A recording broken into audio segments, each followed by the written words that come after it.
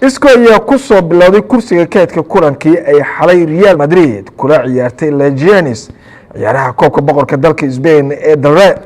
waxaana si weyn loo hadalhayaa maanta waxaana sidoo kale helay talooyin badan oo kaga yimid Halyayga kooxda Real Madrid ayaa guul muhiim ah ka gaartay kooxda Leganes kadib markii ay ku garaacday 3 gool iyo bar kulan lugta hore ka tirsanaa kulanada wareegii 16 ee koobka boqorka dalka Spain ee diray kaas oo ka dhacay garoonka caanka ee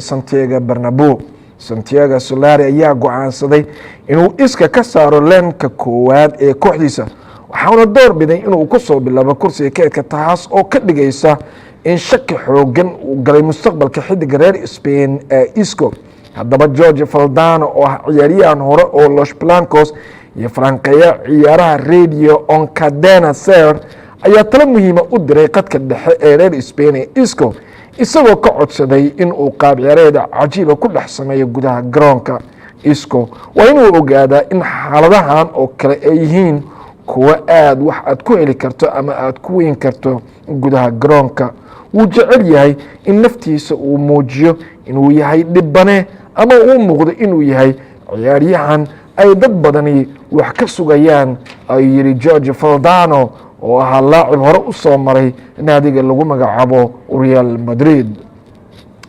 Qariib dambe ayaan daawadayaal isla soo gaarnay iyadoo ay noo